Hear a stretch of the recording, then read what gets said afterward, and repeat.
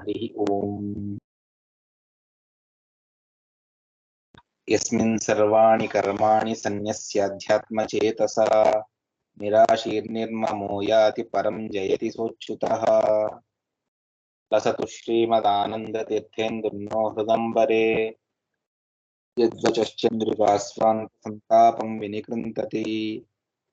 नमोऽस्तु तात्विका देवाः विष्णुभक्तिपरायणाः धर्ममार्गे प्रेरयन्तु भवन्तः सर्व एव हि। यस्य वाक्कामधेनुर्नः कामितार्थान् प्रयच्छति सेवेतं जययोगीन्द्रं कामबाणच्छिदं सदा। नौमि न्यायसुधादिकृज्ये मुनीन् श्रीपादराट्सन्मणीन् व्यासार्यान् विविधागमब्धिविहरान् श्रीवादिराजानपि वन्देऽहं सवरान् रघुत्तमगुरून् वैदग्ध्यवरां निधीन् श्रीसत्यव्रतराघवेन्द्रमुनिपान् सद्बोधसध्यानपान्। सत्याभिनवजो वेदवेत्ता गुरुवर्पिता किलः सत्याधीशो तुमां निर्जिता शेषमायिभूत। सत्यधीरकराब्जोक्तः ज्ञानवैराग्यसागरः सत्यज्ञानज्ञतरणिः स्वान्तद्भान्तं निकृन्ततु। नासेतो रातुषाराद्रे योदिशो जितवान्मुहुः सत्यध्यानगुरुः यतीन्द्रैरविपूजितः। सत्याभिघ्नकराब्जोत्थान् पञ्चाशद्वर्षपूजकान् सत्यप्रमोदतीर्थार्यान् नौमि न्यायसुधारतान्। शास्त्रेषु पारदृष्टानं शास्त्रज्ञेषु च वत्सलं दीनभक्तोद्धारकरं सत्यात्मानं गुरुं भजे। विद्यापीठविधातारं विद्यावारिधिचन्दिरं विद्यार्थिवत्सलं वन्दे महामहिमसद्गुरुम्। आपादमौलिपर्यन्तं गुरूणामाकृतिं स्मरेत् तेन विघ्नाः प्रणश्यन्ति सिद्ध्यन्ति च मनोरथाः। श्रीगुरुभ्यो नमः। मूडव श्लोकम्। उद्धृतेति मृदालिप्य द्विषडक्षरैः त्रिन्निमज्जाप्य सूक्तेन प्रोक्षयित्वा पुनस्तथा मृदालिप्य निमज्जस्ते త్రిజ్యపేదఘమర్షణం. నిన్న స్నానముల గురించి తెలుసుకున్నాం. ఒకటి మలాపకర్షణం, మంత్రస్నానం, అదేవిధంగా ధ్యాన స్నానం, వారుణ స్నానం అన్నటువంటి స్నానాల గురించి తెలుసుకున్నాం. తరువాత జల స్నానం అర్థాత్ సరోవరము, దిగేటువంటి బావిను, లేదు నది, గంగాది నదులు, వాటిలో స్నానం. ఆ 5వ స్నానం అర్థాత్ జల స్నానం గురించి విశేషంగా ఈ శ్లోకంలో చెబుతారు. ఉద్ధృతేతి మృదాలిప్య, శుచిర్భూతమైనటువంటి పరిశుద్ధమైనటువంటి స్థలం నుండి మట్టిని తీసుకురావాలి. లేదు అంటే ఈ తులసి మృత్తికను తీసుకునేటప్పుడు ఆకు సహితంగా, అంటే అక్కడ ఎండిపోయిన ఆకులవి పడి ఉంటాయి కదా, ఆ ఆకు సహితంగా మట్టిని తీసుకోవాలి. నదీ ప్రాంతం నుండి కానీ, లేకపోతే ఎవరూ తొక్కనటువంటి పరిశుద్ధమైనటువంటి ప్రదేశం నుండైనా ఆ మట్టిని సంగ్రహించుకోవాలి. దాన్ని 3 భాగాలు చేసుకోవాలి. తీసేటప్పుడు ఉద్ధృతాసి వరాహేణ కృష్ణేన శతబాహున అన్నటువంటి మంత్రాన్ని పఠించాలి అని చెబుతారు. ఇది ఉపనిషత్తులో వచ్చినటువంటి మంత్రం. అందువల్ల అవశ్యంగా, అర్థాత్ వరాహస్వామి తాను భూమిని ఉద్ధరించినటువంటి అర్థాన్ని చెబుతుంది. ఉద్ధృతాసి వరాహేణ కృష్ణేన శతబాహునా అన్నటువంటి మంత్రంతో ఆ మట్టిని తీసుకువచ్చి దాన్ని అదే ఉద్ధృత అన్నటువంటి మంత్రంతోనే మృదా ఆలిప్య, అంటే ఆ మట్టిని తీసుకువచ్చి నదీ తీరంలో 3 భాగాలు చేసి పెట్టుకోవాలి అని చెబుతారు. నదిలో మునక వేసి ఆ మట్టిని తీసుకొని శిరస్సు నుండి పాదం వరకు 2 భాగాల మట్టిని వినియోగించుకొని దేహాన్ని మృదాలిప్య, అంటే మట్టితో దేహాన్నంతా కూడా శుభ్రం చేసుకోవాలి. మట్టితో దేహాన్ని శుభ్రం చేసుకోవడం ఏంటండి, మట్టిని వేసుకుంటే దేహం ఇంకా అపరిశుభ్రమై అవుతుంది కదా అంటే కాదు. అందువల్లనే శుచిర్భూతమైనటువంటి మట్టి అది దేహాన్ని సకల విధమైనటువంటి పాపముల నుండి దూరం చేస్తుంది. అందువల్ల మొదట ఒకసారి నీటిలో 3 సార్లు మునక వేసి తర్వాత మట్టిని తీసుకొని ఏ విధంగా మీరు ఉపాకర్మ రోజున మృత్తికా స్నానాన్ని చేయమంటారో అది నదీ తీరంలోనే ఈ విధంగానే చేయాలి. అది అవ్వదు అన్నందువల్ల మీ అక్కడే కాస్త మృత్తిక పెట్టేసి ఉంటారు. మృత్తిక గోమయం అంతా కూడాను. అందువల్ల దాన్ని మీరు అక్కడే చేసేస్తారు. నిజంగా అంటే నదీ తీరంలోనే అది చెయ్యాలి అని చెబుతారు.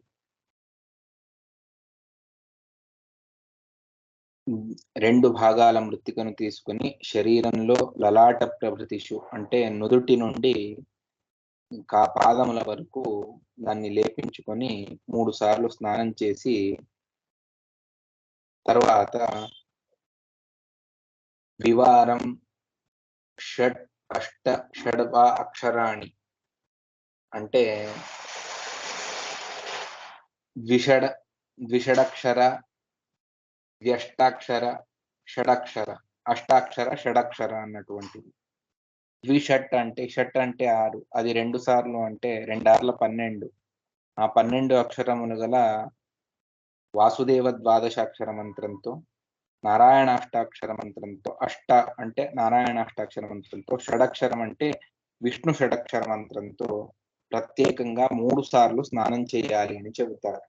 అర్థాత్ వాసుదేవ ద్వాదశాక్షర మంత్రాన్ని చెబుతూ 3 సార్లు స్నానం నీటిలో మునక వేయాలి. అదే విధంగా నారాయణాష్టాక్షర మంత్రం, అదే విధంగా విష్ణు షడక్షర మంత్రంతో ఈ విధంగా చేయాలి. స్నానం చేసి ఆచమనం చేసి ఆపోహిష్ట అన్నటువంటి మంత్రంతో, ఇది అబ్దేవతాకమైనటువంటి మంత్రం.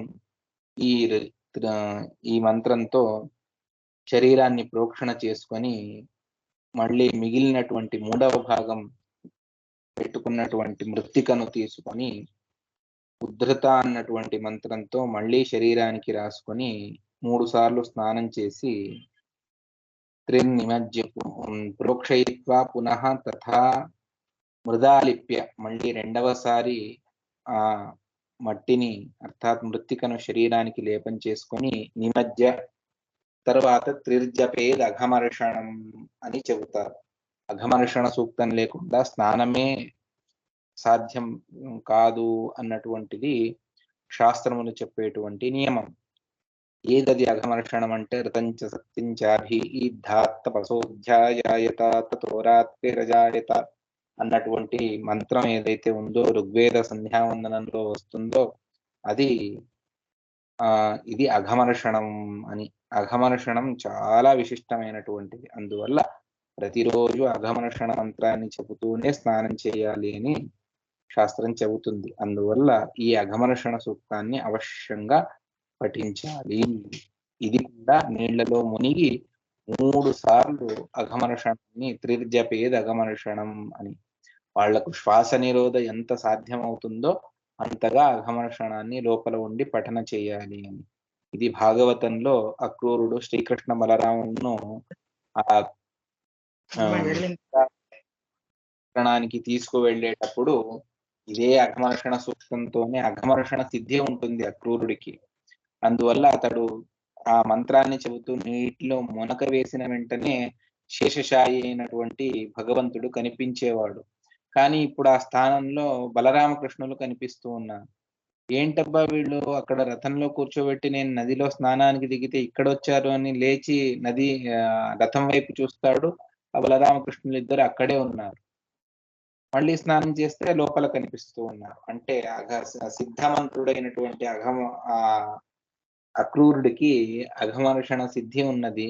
సాక్షాత్తు శ్రీకృష్ణ బలరాములే, వేరే ఎవరో కాదు, ఆ శేషశాయి అయినటువంటి శేషుడు మరియు నారాయణుడు అని చెబుతారు.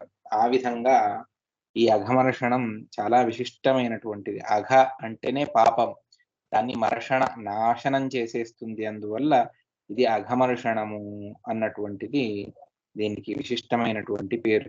ఈ మృత్తికను ఏ విధంగానో ఆ విధంగా గోమయాన్ని కూడా తీసుకొని దాన్ని కూడా లేపనం చేసుకొని స్నానం చేయాలి అన్నటువంటిది అనేక స్మృతి గ్రంథాల్లో చెబుతారు. అందువల్ల ఈ విధంగా స్నానాన్ని ఆచరించాలి అన్నటువంటిది నియమం. ఇక్కడ ఆదాయ తులసీమూల మృత్తికాం పత్ర సంయుతాం మంత్రేణైవ అభిమంత్ర్యాత సర్వాంగేష్వనులేపనం కృత్వాప్సు సకృదున్ముచ్య పశ్చాదాచమనం చరేత్ అన్నటువంటిది స్మృతి ప్రమాణం.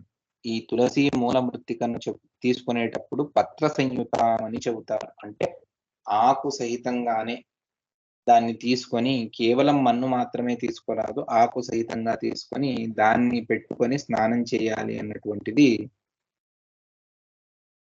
ఇక్కడ చెబుతూ ఉన్నారు. అంటే మొదట నదీ తీరానికి వెళతాము, ఆ మృత్తికను 3 భాగాలు చేసి పెట్టుకుంటాము, నదిలో స్నానం చేస్తాము, 3 సార్లు మునక వేసి రెండింటిని 2 భాగాలను మృత్తికను తీసుకొని మా శిరః ప్రవృత్తి పాద పర్యంతం సకల అంగాలకు దాన్ని లేపనం చేసుకొని మళ్ళీ 3 సార్లు మునక వేసి తర్వాత శుద్ధి చేసుకొని వాసుదేవ ద్వాదశాక్షర మంత్రం, విష్ణు నారాయణాష్టాక్షర మంత్రం, విష్ణు షడాక్షర మంత్రంతో మళ్ళీ 3 సార్లు నిమజ్జనం చేసి ఆప్య సూక్తేన ఆపోయిష్ట అన్నటువంటి దాంతో పురోక్షణ చేసుకొని మళ్ళీ ఆ 3వ భాగం మృత్తికను తీసుకొని దాన్ని లేపనం చేసుకొని మళ్ళీ నిమజ్జనం చేసి 3 సార్లు అఘమర్షణ సూక్తాన్ని పఠన చెయ్యాలి. ఇది స్నానం యొక్క నియమము అని చెబుతారు. ఈ విధంగానే స్నానాన్ని ఆచరించాలి అన్నటువంటిది శాస్త్రసారం. మనకు అవుతుంది అవ్వదు, అందువల్లనే నేను మొదటి రోజే చెప్పాను, ఇవన్నీ కూడాను ఈ విధంగా శాస్త్రం ఉన్నది అని మనం తెలుసుకోనైనా తెలుసుకోవాలి. మనం ఆచరించేది తరువాత, అది ఏదో ఒక జన్మలో భగవంతుడిని ప్రార్థన చేసుకుంటే అవశ్యంగా భగవంతుడు అనుగ్రహిస్తాడు. కానీ మనం ఇది శాస్త్రము అని తెలిసి ఉండాలి. ఎక్కడైనా సాధ్యపడితే అవశ్యంగా దాన్ని మీరు ఆచరించండి. లేదు అంటే రోజు ఈ విధంగా ఉన్నది అని స్మరణ అయినా చేసుకొని మనం స్నానాన్ని ఆచరించాలి. తర్వాతి శ్లోకం స్రష్టారం సర్వలోకానాం స్మృత్వా నారాయణం పరం యతశ్వాసో నిమజ్యాప్సు ప్రణవేనోత్తితస్తతః సించేత్ పురుష సూక్తేన స్వదేహస్థం హరిం స్మరన్. ఇంకా స్నానాన్ని పూర్తిగా చెబుతారు ఈ శ్లోకంలోను.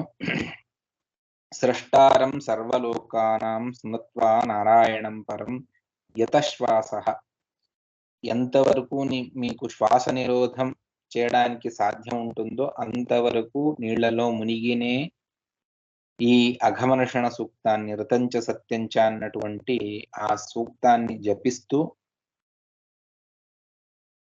దాని అర్థమైనటువంటి అర్థానుసంధానాన్ని చెయ్యాలి. ఏమిటి ఆ అర్థానుసంధానం అంటే, పరం సర్వోత్తముడైనటువంటి సర్వలోకానాం స్రష్టారం, సకల లోకాలను సృష్టి చేసేటువంటి నారాయణం, ఆ భగవంతుణ్ణి స్మృత్వా స్మరణ చేస్తూ అప్సు నిమజ్జ నీళ్లలో మునిగి, అంటే ఋతంచ అన్నటువంటి మంత్రాన్ని చెబుతూ సకల లోక సృష్టికర్తృవైనటువంటి ఆ నారాయణుణ్ణి స్మరణ చేయమని చెబుతారు.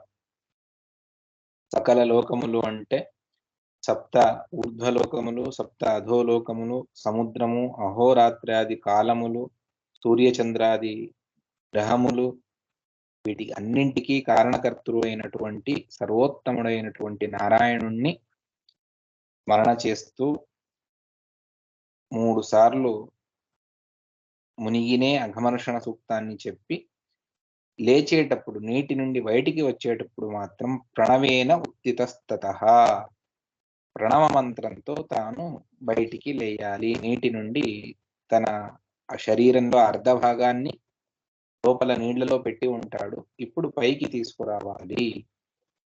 తతః, తరువాత స్వదేహస్థం హరిం స్మరన్ పురుష సూక్తేన సించేత్, తన అంతర్యామి బింబమూర్తిగా ఉన్నటువంటి భగవంతుడికి పురుష సూక్తంతో అభిషేకం చేయాలి.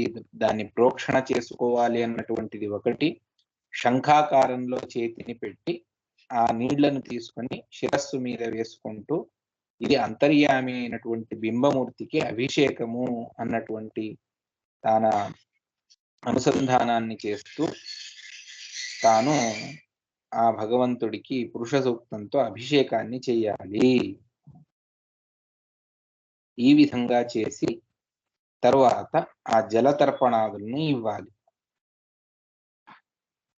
అందులో మొట్టమొదట నమః కమలనాభాయ నమస్తే జలశాయినే నమస్తేస్తు ఋషికేశ గృహాణార్ఘ్యం నమోస్తుతే. కమలాన్ని నాభేందు ధరించినటువంటి జలశాయి భగవంతుడు, అటువంటి ఋషికేశ సకల ఇంద్రియ నియామకుడైనటువంటి స్వామిన్ నేను నీకు అర్ఘ్యాన్నిస్తూ ఉన్నాను అని అర్ఘ్యాన్ని ఇవ్వాలి. అతి తీక్ష్ణ మహాకాయ కల్పాంత దహనోపమ భైరవాయ నమస్తుభ్యం అనుజ్ఞానం దాతుమర్హసి అని తీర్థ రక్షకులైనటువంటి వారు ఉంటారు, వాళ్ళను స్మరణ చేయాలి. తర్వాత ఆ తీర్థాభిమాని దేవతలు వాళ్లను మొట్టమొదట ప్రార్థన చేయమని చెబుతారు. అది ఈ శ్లోకాన్ని మొదటనే చెప్పాలి, వేరే వ్యాఖ్యానంలో వచ్చింది కాబట్టి నేను ఇప్పుడు చెప్తూ ఉన్నాను. సమస్త జగదాధార శంఖచక్ర గదాధర దేవదేహి మమానుజ్ఞాం యుష్మత్ తీర్థ నిషేవణే. అంటే తీర్థ స్నానానికి వెళ్ళేటప్పుడు ఈ శ్లోకాన్ని మనం అవశ్యంగా చెప్పాలి. ఏమని అంటే, సమస్త జగదాధార సమస్త లోకానికి ఆధారభూతుడైనటువంటి శంఖచక్ర గదాధర శంఖచక్ర గదాపద్మమును ధరించినటువంటి శంఖచక్ర గదమును ధరించినటువంటి హే దేవ, యుష్మత్ తీర్థ నిషేవణి, నీ తీర్థంలో స్నానం ఆచరించి తరువాత నా వర్ణాశ్రమోచిత కర్మలను అన్నిటినీ కూడా నేను ఆచరణ చేస్తాను. అందువల్ల నాకు అనుజ్ఞానివ్వు. ఎందుకంటే స్నానం లేకపోతే ఇంకే కర్మలు లేవు. అందువల్ల స్నానం కొరకు అనుమతినివ్వు అని మొట్టమొదట ప్రార్థన చేసి తర్వాత స్నానానికే వెళ్ళాలి. స్నానం అంతా అయిన తర్వాత తర్పణాన్ని ఇవ్వాలి. అది దేవ, ఋషి, పితృతర్పణం అన్నటువంటివి మూడున్నాయి. దేవతర్పణం బ్రహ్మయజ్ఞంలో మీరు ఏ విధంగా ఇస్తారో ఆ విధంగా బ్రహ్మాదయో ఏ దేవాః తాన్ దేవాస్తర్పయామి, భూర్దేవాస్తర్పయామి, భువర్దేవాస్తర్పయామి, స్వర్దేవాస్తర్పయామి, భూర్భువస్వ దేవాస్తర్పయామి. బ్రహ్మాదిదేవాన్ భూర్దేవాన్ భువస్వర్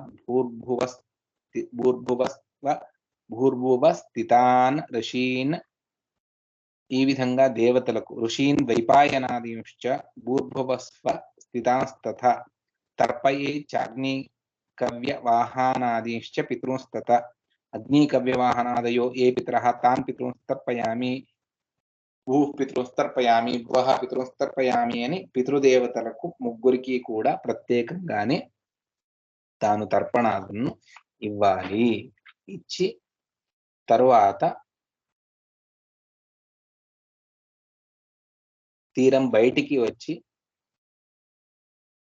మనం 2 వస్త్రాలతోనే స్నానానికి వెళ్ళాలి, ఏకవస్త్రంతో ఎప్పుడూ స్నానం చేయకూడదు.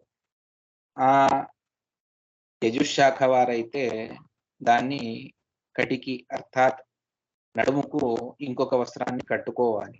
ఋక్షాఖ వారైతే దాన్ని ఎడమ చేతి ఎందు ధారణ చేసి, భుజం మీద కాదు, భుజానికి చేతికి మధ్యలో ఆ వస్త్రాన్ని అలాగే వేసుకొని అది పోగొట్టుకోకుండా స్నానాన్ని చెయ్యాలి. చేసి బయటికి వచ్చిన తరువాత ఆ వస్త్ర నిష్పీడనాన్ని చేయాలి. దానివల్ల ఏమవుతుంది, అది బయట వచ్చే చేయాలి. దానివల్ల అది ఒక విధంగా పితృతర్పణమే అని చెబుతారు. ఎందుకు అంటే దానికి ప్రమాణాన్ని చెబుతారు. ఏకే చాస్మత్ కులే జాత అపుత్ర గోత్రిణో మృతాః తే గృహ్ణంతు మయా దత్తం వస్త్ర నిష్పీడనోదకం. మా కులంలో ఎవరైతే వివాహం లేకుండా సంతానం లేకుండా చనిపోయి ఉంటారు, మా గోత్రం వారు, అటువంటి వారికి తర్వాత తర్పణాదులను లేకపోతే శ్రాద్ధాది కర్మలను చేసేవాళ్ళు ఎవరూ లేరు. అటువంటి వారికి ఈ వస్త్ర నిష్పీడనోదకం అది ఒక విధంగా తర్పణమవుతుంది. అందువల్ల వారు కట్టుకున్న వస్త్రం కాదు, ఇంకొక వస్త్రాన్ని తీసుకువచ్చి ఆ నీళ్లను పిండుతాం కదా, ఆ వస్త్ర నిష్పీడనోదకం అదే వారికి ఒక విధంగా తర్పణం అన్నట్టుగా ఉంటుంది. దీన్ని చెయ్యకపోతే నిరాశా పితరో యాంతి శాపం దత్వాతు దారుణం నిష్పీడయోతి యో వస్త్రం అతర్ప్యచ తిలై పితృన్ అన్నటువంటి మాటలు ఈ పితృలు నిరాశ చెంది వెళతారు. అందువల్ల అవశ్యంగా ఈ వస్త్ర నిష్పీడనోదకం ఇది పితృవులకు ఒక తర్పణము అన్నటువంటి భావనతో బయటికి వచ్చి, అంటే ఆ నదీ నీటి నుండి మెట్ల మీదనో లేకపోతే అక్కడెక్కడ ఒడ్డు మీద నిలబడి ఈ విధంగా ఆ వస్త్ర నిష్పీడనాన్ని చేసి, ఇది మా కులంలో ఎవరైతే వచ్చి ఉన్నారో, ఎవరికైతే సంతానం మొదలైనటువంటివి లేవో అటువంటి వారికి ఇది వస్త్ర నిష్పీడనోదకం కానీ అని ప్రార్థన చేసి వారికి ఇవ్వాలి.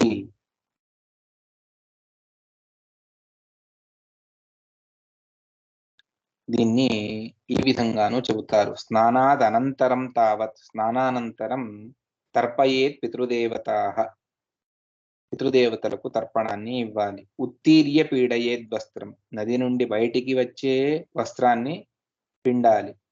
తతఃపరం సంధ్యావర్త్మ తతఃపరం, సంధ్యావందనాన్ని తదనంతరం చెయ్యాలి అన్నటువంటిది చెబుతారు. అందువల్ల ఈ సూత్ర వస్త్ర నిష్పీడనం ఇది అవశ్యంగా చేయాలి.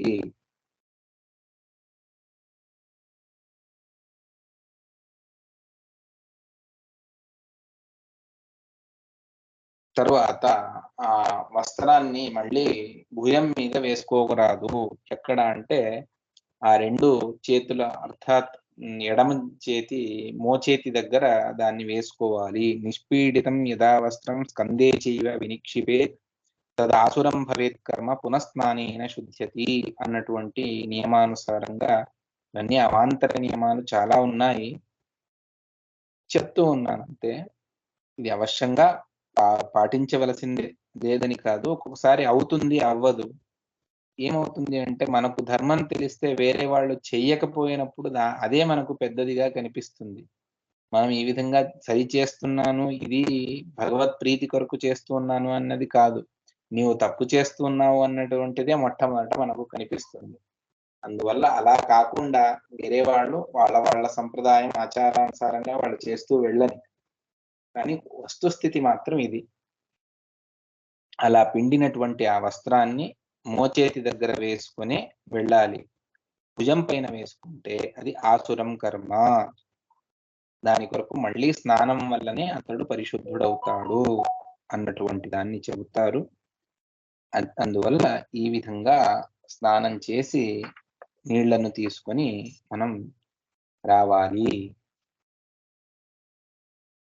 ఇక్కడ మరొక విశేషాన్ని చెబుతారు. అదేమిటి అంటే, త్రిరాత్ర ఫలదా నద్యః యాః కాశ్చిద సముద్రగాస్తు పక్షస్య మాసస్య సరితాం పతిః షణ్మాసా ఫలదా గోదా వత్సరస్య తు జహ్నవి విష్ణుపాదోదకస్యైతే కలాం నార్హంతి షోడశీం. ఈ సందర్భంలోనే నదీ తీరంలోనే కొంతమంది ఆ దేవుడి పెట్టెను కూడా తీసుకువచ్చేస్తారు. అందులోనూ ఆ కృష్ణాజినంలో వెనకటికి దొరికేది, ఇప్పుడు మనకు దొరకదు. ఒక చిన్న కమండలు, దానికి ఒక అంటే అది రాగి ఇత్తడిది కూడా దొరికేది, వెండిది కూడా దొరుకుతుంది. దాన్ని ఆ కమండలు మూత వేసేస్తే అది లోపలున్న తీర్థం బయటికి రాదు. ఆ కమండలు అంటే ముఖద్వారము ఎక్కడైతే ఆ కొండి వచ్చి ఉంటుంది అక్కడ కూడా దాన్ని బంధనం చేసేయవచ్చు. పాతకాలంలో ఉండేది. అటువంటి దాంట్లో నిర్మాల్య తీర్థాన్ని, వెనకటి రోజు నిర్మాల్య తీర్థాన్ని అలాగే ఉంచేవారు. దాన్ని అక్కడే తీసేసుకొని స్నానం చేయడం ఇది ఒక క్రమము. లేదు అక్కడికక్కడే ఆ శాలిగ్రామం పెట్టెను తీసి నిర్మాల్యం చేసుకుని వచ్చేవారు. అంటే ముగ్గురు నలుగురు కలిసే స్నానానికి వెళితే ఒకళ్ళు నీళ్లు పట్టుకొస్తారు, ఒకళ్ళు దేవుడి సంపుటాన్ని తీసుకువస్తారు ఈ విధంగా. లేదు అంటే ఇంటికి వచ్చిన తర్వాత అయినా, అంటే ఎక్కడ మనం ఏ మఠంలోనో ఎక్కడో తీరంలో ఏదైతే ఉంటుందో మనకు అక్కడికి వచ్చి అక్కడ నిర్మాల్యాన్ని చేసి తీసుకోవాలి. సామాన్యంగా నదీ స్నానాన్ని చేస్తే త్రిరాత్ర ఫలదా నద్యాః. సామాన్యమైనటువంటి నదుల్లో స్నానం చేస్తే 3 రోజులు ఉపవాసం చేస్తే ఏ పుణ్యమో ఆ పుణ్యం ఆ నదీ స్నానం వల్ల మనకు కలుగుతుంది. దీన్ని కృష్ణామృత మహాణవంలో ఆచార్యుల వారు ప్రమాణాలను చెబుతారు. ఇక్కడ ఇది స్మృతి ముక్తావళి కృష్ణాచార్యుల వారు, అర్థాత్ రాఘవేంద్ర స్వాముల వారి శిష్యులు. వారు తమ వ్యాఖ్యానంలో దీన్ని ఉదాహరణ చేస్తారు. త్రిరాత్ర ఫలదా నద్యః. 3 రాత్రులు ఉపవాసం చేస్తే ఏ ఫలమో అది సామాన్య నదీ స్నానంలో చేస్తే మనకు కలుగుతుంది. అంటే సముద్రానికి చేరుకోనటువంటి నదులు భీమా, తుంగభద్ర, ఇంకొక నది కాగిణ మొదలైనటువంటి నదుల్లో స్నానం చేస్తే అది. సముద్రగాస్తు పక్షస్య, సముద్రానికి వెళ్ళేటువంటి నదులు ఏవైతే ఉన్నాయో అవి 15 రోజులు ఉపవాసం చేస్తే ఏ ఫలమో ఆ ఫలం అందులో స్నానం చేస్తే మనకు కలుగుతుంది.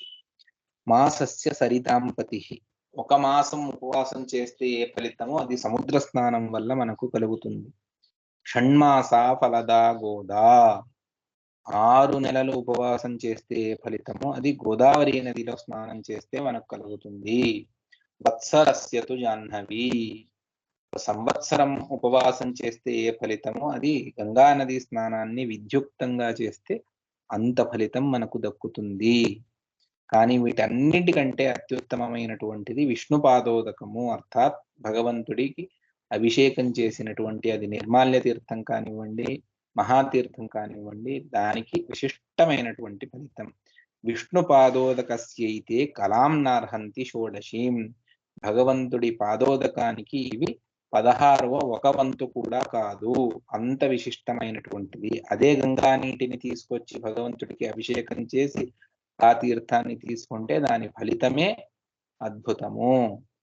అదే గోదావరి, లేదు అదే కృష్ణా కావేరి, అదే నర్మద నీటిని భగవంతుడికి అభిషేకం చేస్తే భగవంతుడే ఇచ్చినటువంటిది అద్భుతమైనటువంటి తీర్థములు.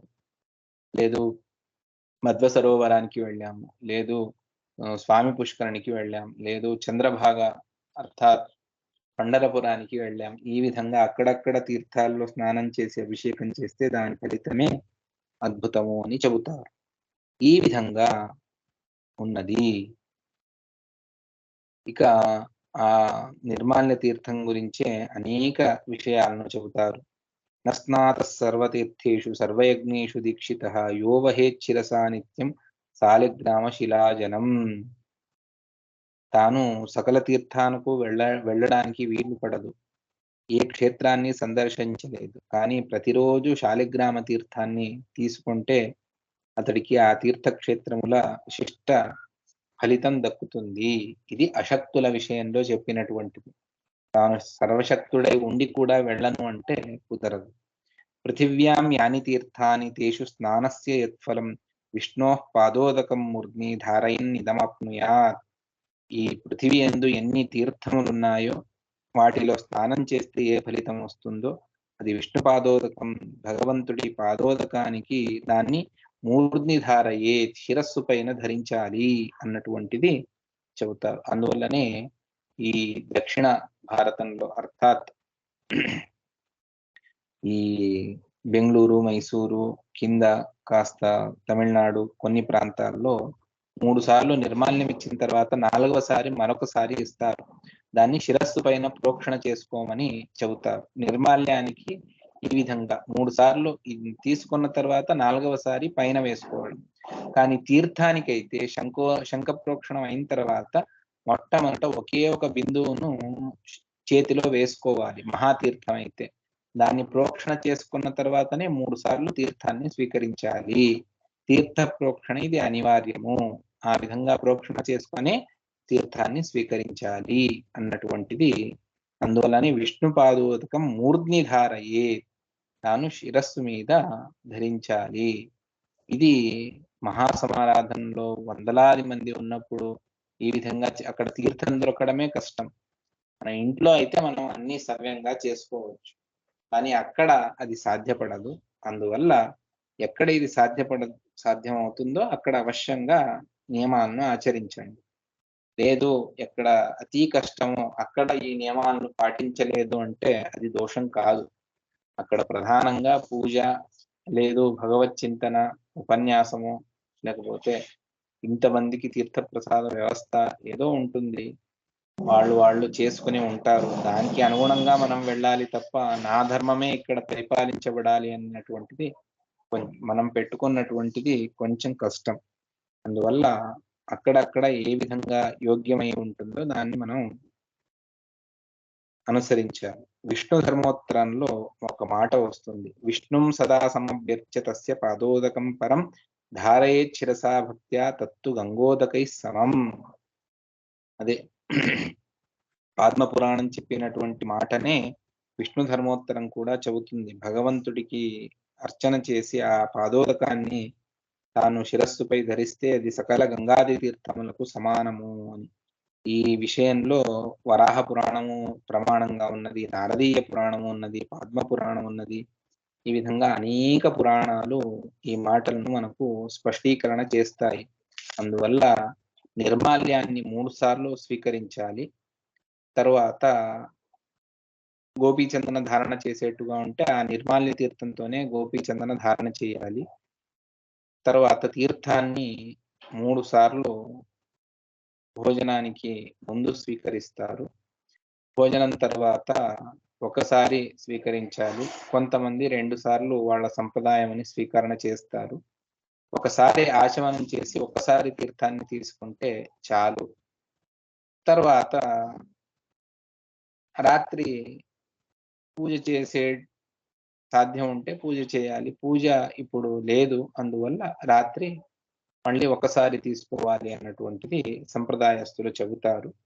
ముఖ్యంగా ఉదయం 3 సార్లు నిర్మాల్య తీర్థాన్ని, భోజనానికి ముందు మహాతీర్థాన్ని 3 సార్లు. ఇది అవశ్యంగా అందరూ కూడా స్వీకరించాలి. దానికి అనుగుణంగానే మనం వెళ్ళాలి. ఇది తీర్థ విషయంలో, స్నాన విషయంలో. ఇంకా స్నాన విషయంలో చాలా నియమాలను చెబుతారు. అవన్నీ కూడా కష్టం. మరొకటి అంటే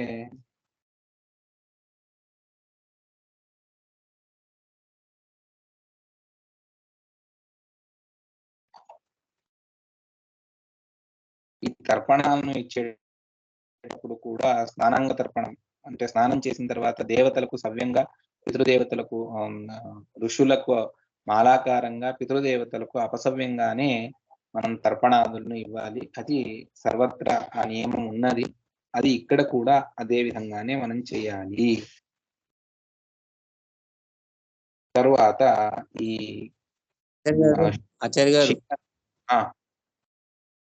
ఏంటి ఇప్పుడు అన్ని చెప్పారు.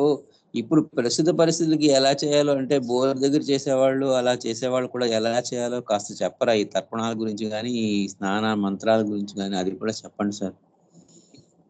స్నానం చేసేటుంటే అక్కడే ఆ అంటే ఒక చెంబులో నీళ్లు తీసుకొని అక్కడే మీరు ఈ ఏది అఘమర్షణ సూక్తాన్ని పఠిస్తూ మీరు చెంబు నీటిని తల మీద వేసుకోండి. అదే అఘమర్షణ వేసుకొని తర్వాత అక్కడే అంటే దేవ ఋషి పితృతర్పణాన్ని కూడా అదే విధంగా అదే నీటితోనే మీరు ఇవ్వాలి. ఆ తడి బట్టలతో నీళ్లు కారుతున్నప్పుడే తుడుచుకోకుండానే. ఇక్కడ మంత్రాలవన్నీ చెప్పుకుంటూ పోతే కష్టం అవుతుంది. ఒక్క 2 నిమిషాలు నీళ్లు పోతాయి. ఇంకా దాన్ని మనం ఏం చేయలేం. నియమాలను పాటించాలి అంటే కాస్త వెళుతుంది. లేదు అంటే మీకు అంటే నీళ్లు మిగలాలి, కరెంటు ఇది అవుతుంది అంటే మీరు అన్నీ ఒక 4, 5 చెంబులు పట్టేసుకోండి. తర్వాత బోర్ కట్టేసుకొని ఒక దాంతో తర్పణము, మరొక దాంతో ఇది ఆ విధంగా మీకు అనుకూలంగా ఉన్నట్టుగా మీరు చేసుకుంటూ రండి. ఇవన్నీ కింద పోకుండా పళ్ళల్లో వదులుకోవాలి అంతే కదా? లేదు నీళ్లు వదిలేసేయాలి. అంటే అవి బాత్రూమ్ నుంచి వెళ్తాయి కదా, మళ్ళీ కాలువలోకి వెళ్ళొచ్చా? అంటే పళ్ళెంలో వదిలి మొక్కల్లో వేయొచ్చా? పళ్ళెల్లో వదిలి మొక్కల్లో వేసుకోండి. అది అడుగుతున్నా. అంటే బాత్రూమ్ లో వెళ్తే మళ్ళీ అవి వెళ్ళకుండా చూడక వెళ్తుంటాయి కదా, అందుకు అడిగా. ఉన్న చోట కాస్త మట్టి అది ఉంటుంది, అక్కడ వదిలేసేయండి. లేదు ఒక 2 తులసి ఇవి పాట్లు పెట్టుకోండి అక్కడ, అందులో పెట్టండి. అంటే తులసి మొక్కలు నాటకుండా మట్టి ఉన్నటువంటి పూల కుండీలాగా పెట్టేసుకోండి, అందులో వదిలేసుకోండి. ఇబ్బంది ఏం లేదు.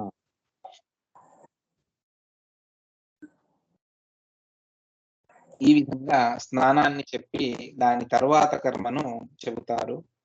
వసిత్వా వస ఆచమ్య ప్రోక్షాచమ్య చ మంత్రతః గాయత్ర్యా చాంజలిం దత్వా ధ్యాత్వా సూర్యగతం హరిం మంత్రతః పరివృత్యాత సమాచమ్య సురాదికాన్ తర్పయిత్వా నిపీడ్యాత వాసో విస్తృత్య చాంజసా అన్నటువంటిది తర్వాత 5, 6 శ్లోకాలు.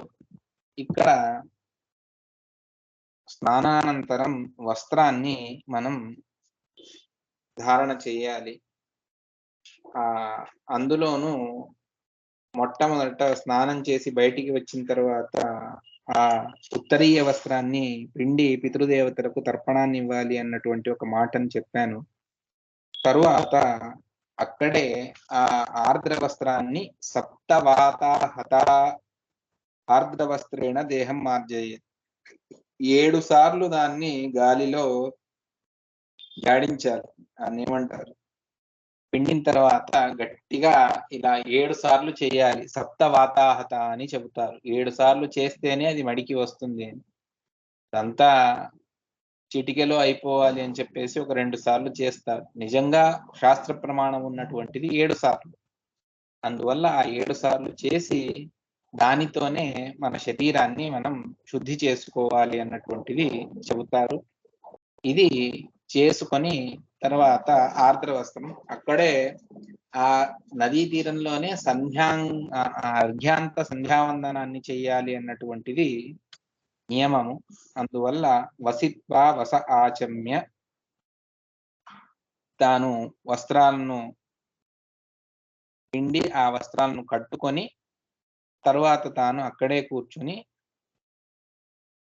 ఆచమనాలను చేయాలి. ఆచమనం చేసి ప్రోక్ష అర్థాత్ ఆపోహిష్ట అన్నటువంటి దాన్ని సంకల్పపూర్వకంగా చేసి ప్రాతస్సంధ్యావందనం కరిష్యామి. ఇక్కడ ఆచమ్య అంటే కేవలం అంటే సదాచార స్మృతిలో వసిత్వా వస అంటే తాను వస్త్రాలను కట్టుకొని, ఆచమ్య అంటే సంకల్పపూర్వకంగా ఆచమనం చేసి సంకల్పపూర్వకంగా సంధ్యావందనాన్ని చేస్తున్నాను అని చెప్పి ప్రోక్ష ఆపోహిష్ట అన్నటువంటి దాంతో ప్రోక్షణ చేసుకొని మళ్ళీ ఆచమనం చేసి మంత్రతః ప్రోక్ష మళ్ళీ 2వ మంత్రంతో ఈశానాం వార్యాణాం అని వారికి ఏదో